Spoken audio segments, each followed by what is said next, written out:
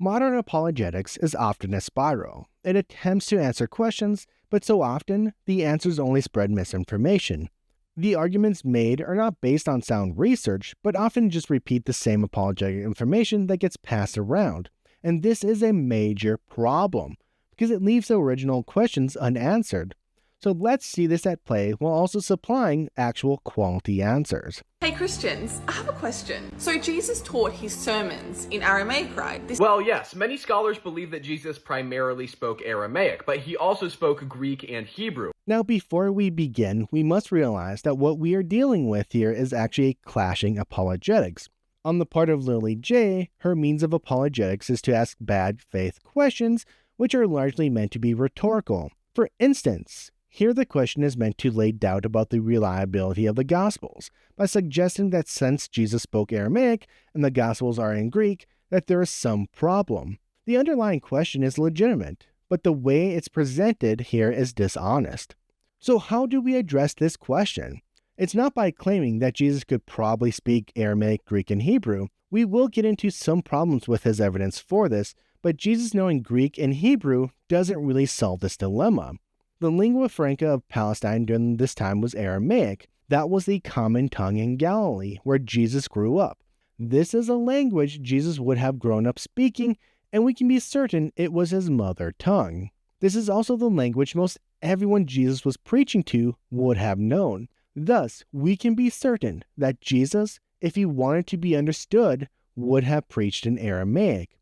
Whether Jesus knew Greek or Hebrew would not change this. The languages that he knew doesn't change how he would have preached, as that would have largely been dependent not on the languages that he knew, but on the languages that his audience knew. So we do have a separation here between the language Jesus preached in and the language it was recorded in. But that's not really a problem. After all, we read his message in English because, well, translations exist. Jesus' teachings were translated from Aramaic to Greek. This wouldn't have been a major issue. Josephus actually does this with his own work, The War of the Jews. Josephus originally wrote that text in Aramaic and then he translated it into Greek. It's not a major deal. So the answer here is simply, it's a translation, and that's okay. But let's look at some arguments for Jesus knowing other languages. For example, Pontius Pilate spoke Greek and not Aramaic, yet Jesus has a full dialogue with him in John 18. Let's assume that this exchange took place the way that John says. Does that mean Jesus was fluent in Greek?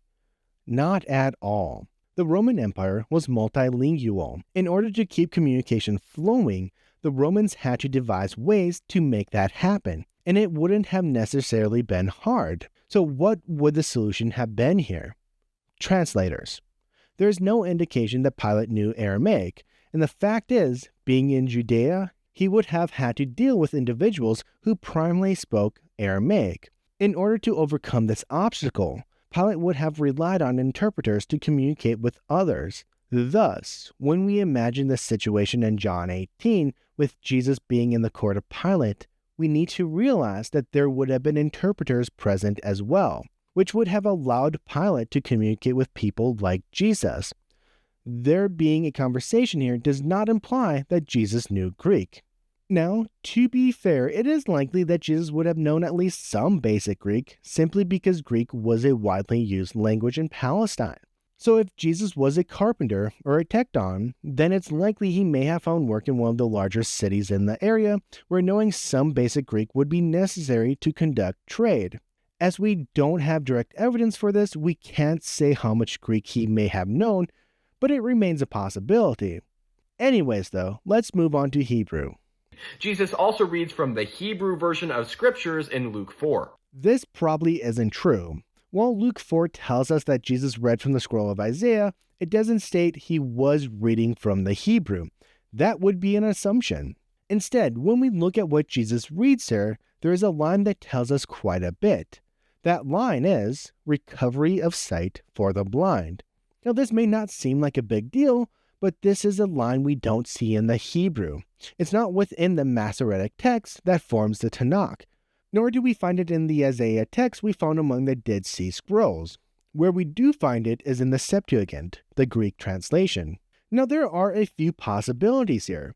One, maybe Luke understood that Jesus quoted this passage, and since Luke spoke Greek, he just copied it from the Septuagint, while he understood that Jesus originally would have used the Hebrew. There is a slight problem with this, though, as while Luke has a phrase in his version from the Septuagint, he also eliminates a line about healing the broken heart, which both the Septuagint and the Hebrew include versions of. So it's a possibility that he was using the Septuagint, but it's not really a slam dunk. There's also a possibility that what Jesus had available to him was a Hebrew or Aramaic version of the text that more closely resembled what we see in the Septuagint, or at least a version that contained that one particular line. What we can definitely say, though, is that whatever version of the text Luke has Jesus quoting from, it's not the standard version of Isaiah, which means we can't say for sure that Jesus read from the Hebrew, and we can't rule out the fact that he may have actually read it in Aramaic, as we know that such scrolls, targums, did exist. But as I pointed out earlier, none of this really matters, as translators existed, people who could have taken what Jesus said in Aramaic and translated it into Greek. So let's move on to the next point, which stacks bad points on top of other bad points. Now, the Gospels weren't written until decades later in Greek, in Koine Greek actually, a language that is dead. No one speaks Greek anymore. So the Greeks do in fact still speak Greek, and the only difference between Greek and Koine Greek is that one is a little more fancy. Koine Greek is a dead language. So Koine Greek is the common Greek that was spoken. In many ways, it's a simplified version of classical Greek. These are dead languages, but that doesn't mean that no one understands them or speaks them. In college, I minored in classical Greek, and I was hardly the only one. And this was just one small college in the Midwest. So there are in fact many who not only speak Koine Greek, but also understand it. And let me be clear, understanding Koine Greek does not mean that you can speak Koine Greek. I have a pretty good understanding of Koine Greek, but I hate pronouncing it. That's one of the reasons I actually took up a dead language, because I didn't think I'd have to speak it. I was wrong. But that's kind of neither here nor there. Let's continue with what they have to say. But regardless of how we see all of this, Koine Greek is not modern Greek. You can't conflate the two. And it's not accurate to say that the only difference between the two is that one is a little bit more fancy. While someone who knows modern Greek may be able to look at Koine Greek and get the general gist of a story, that isn't a sure thing, because Koine Greek isn't a monolithic language, but one with different versions.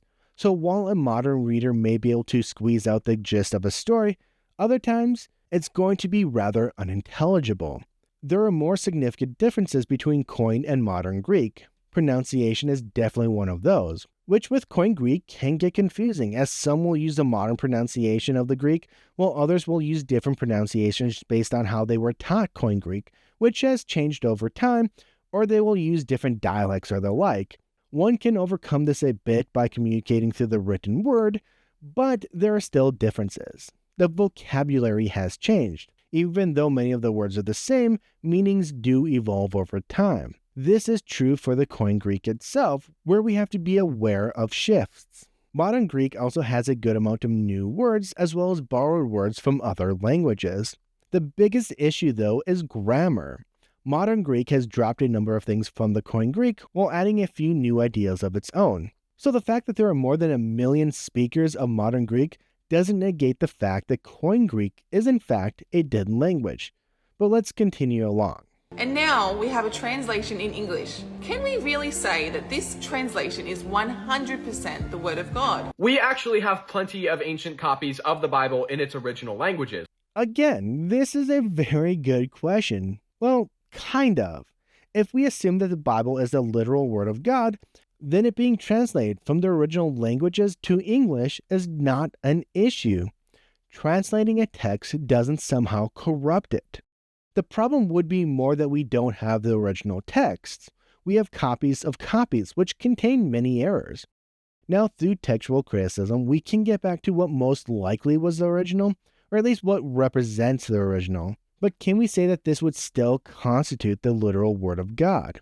Now, if we instead see the Bible as a Word of God, but more in a metaphorical sense, this isn't a problem. We still get what is meant to be related, but we can also understand that the Bible is a collection of works written by man that preserve numerous ideas that can be contradictory as they themselves were trying to navigate through all of this. It's a more complex view that can be a bit more difficult as we move into the abstract, but that's okay. Faith can be complex. But what about these older Bibles that were written in the original languages? Does that really change much?